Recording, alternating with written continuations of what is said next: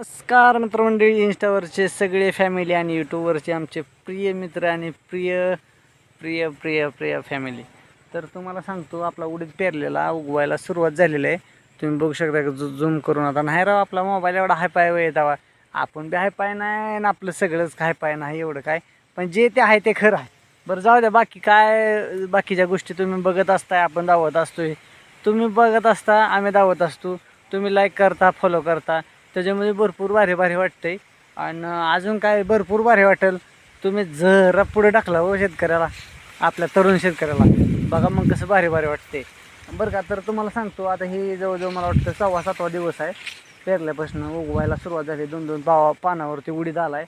आपण पेरताना काय केलं, ह्याला 1840 एक पोतं, म्हणजे सगळ्या 3 तुकड्याला 1.25 एकराला ते एक पोतं आपण हे केलं आहे, पेरलं आहे डायरेक्टली. ह्याला आता बरं का, ह्याला आळी पिढीलाच फक्त लक्ष द्यायचं. आळी वगैरे जर पडली, कसं आबाळाचा दिवस आहे तर वगैरे वगैरे, त्याच्यामुळं कसं फवारणी वगैरे काय आळीचं साधं सिंपल जरी औषध जरी फवारलं तरी होऊन जातं, काय प्रॉब्लेम येत नाही.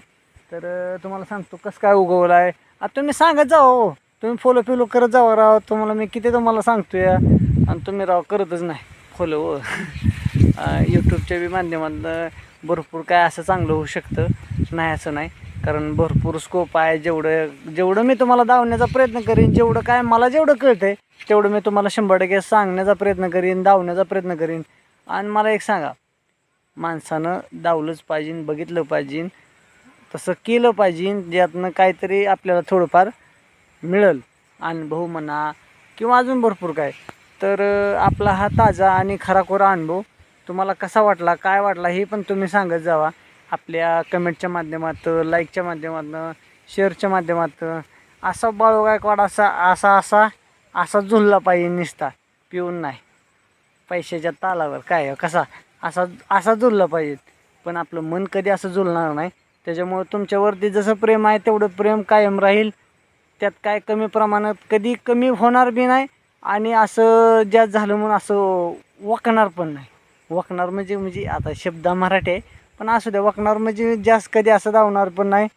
श्रीमंती आली म्हणून माजू नये आणि गरिबी आली म्हणून लाजू नये, ही म्हण खरी आहे. आणि ती खरी ठरली पाहिजे आणि तसं वागलं पाहिजे, तरच माणसाच्या जीवनात भरपूर काय असं आपण सार्थ करू शकतो आणि कमवू शकतो. माणसं जोडा, जोपर्यंत आपण या पृथ्वी तलावर आहे तोपर्यंत बघणाऱ्या व्यक्तीनं नुसतं बघून नाही गेलं पाहिजे, त्याला लाईक करून गेलं पाहिजे. असं राहावा की जेणेकरून पुढच्या माणसालाही वाटलं